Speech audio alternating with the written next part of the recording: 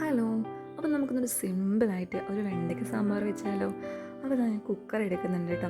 അതിലേക്ക് പരിപ്പും തക്കാളി വലിയുള്ളി ഇട്ട് കൊടുക്കുന്നുണ്ട്, അല്പം ഉപ്പും അതുപോലെ കുറച്ച് മഞ്ഞൾപ്പൊടിയും കായത്തിൻ്റെ പൊടിയും കൂടി ഇട്ടിട്ട് കുറച്ച് വെള്ളം ഒഴിച്ചു കൊടുക്കുന്നുണ്ട് ഇത് വേവാനായിട്ട്.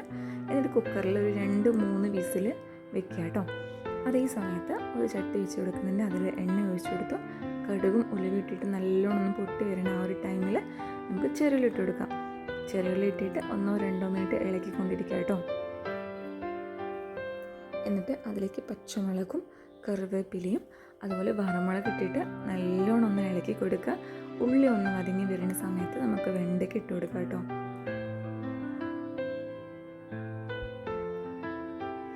എന്നിട്ട് എല്ലാം കൂടെ ഒന്ന് വാടി വരുന്ന സമയം ഒരു വാടി കിട്ടുന്ന ആ ഒരു ടൈം വരെ നല്ലോണം ഒന്ന് ഇളക്കി കൊടുക്കുക. മീഡിയം ഫ്ലെയിമിൽ വെച്ചിട്ട് ഇളക്കിക്കൊണ്ടിരിക്കുക കേട്ടോ. അപ്പോൾ ഒരു 5 മിനിറ്റ് ആകുന്ന സമയത്ത് നല്ലോണം അത് വാടി വരും.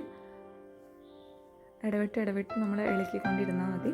അപ്പോൾ ഏകദേശം കളറൊക്കെ മാറി വാടി വരുന്ന ആ ഒരു ടൈമിൽ നമ്മൾക്ക് പൊടികൾ ഇട്ട് കൊടുക്കാം.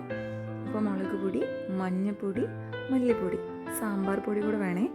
അപ്പോൾ നമ്മൾ 1 സ്പൂണ് മുളക് പൊടി ഇടുവാണെങ്കിൽ ഒരു 3 സ്പൂൺ സാമ്പാർ പൊടി ഇങ്ങനെ ഇട്ടിട്ട് നമ്മളൊന്ന് ഇളക്കി കൊടുക്കാം കേട്ടോ. നല്ലോണം ആ പൊടികളുടെ പച്ച മണം മാറുന്നത് വരെ ഇളക്കി കൊടുക്കാം. ഒരു 2-3 മിനിറ്റ് നല്ലോണം ഒന്ന് ഇളക്കി കൊടുക്കുക കേട്ടോ. ഏകദേശം നല്ലോണം സെറ്റായി വന്നിട്ടുണ്ട്. അതിലേക്ക് നമ്മൾ പരിപ്പ് വേവിച്ച ആ ഒരു വെള്ളം കൂടി അതിലേക്ക് ഒഴിച്ചു കൊടുക്കുക. എന്നിട്ട് നല്ലോണം ഒന്ന് ഇളക്കി കൊടുത്തിട്ട് ഒന്ന് തിളം വരുന്ന ആ ഒരു ടൈമിൽ കുറച്ച് ഉപ്പ് ചേർത്ത് കൊടുക്കുക കേട്ടോ. എന്നിട്ട് അടിച്ച് വെച്ചിട്ട് ഒന്നുകൂടെ നമ്മൾ തിളപ്പിക്കുക.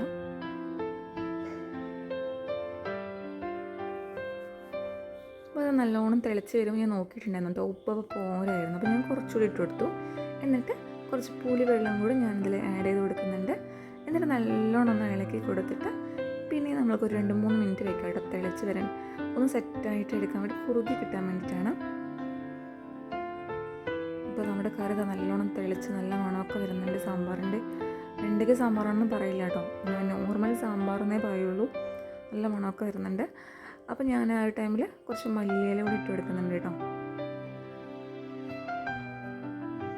അപ്പോൾ നമ്മുടെ സാമ്പാർ ഓൾമോസ്റ്റ് റെഡി ആയിട്ടോ. അപ്പോൾ ഈ ഒരു കറി നമ്മൾക്ക് ഇഡ്ഡലി, ദോശ അങ്ങനെ എല്ലാത്തിനും പറ്റും കേട്ടോ. ഇന്നിപ്പോൾ നമ്മൾ ഇന്ന് വെച്ചിട്ട് നമ്മൾ നാളെ കഴിക്കുകയാണെങ്കിലും നല്ലോണം കുറുകി കിട്ടും. ഈ ഒരു ലൂസായിട്ട് കിട്ടില്ല, നല്ലോണം കുറുകി നല്ല ടേസ്റ്റ് ഉണ്ടാവും. ഞാൻ 2-3 തവണയായിട്ടോ ട്രൈ ചെയ്ത് നോക്കണം. അപ്പോൾ എനിക്ക് പേഴ്സണലി ഭയങ്കര ഇഷ്ടമാണ് ഈ ഒരു സാമ്പാർ.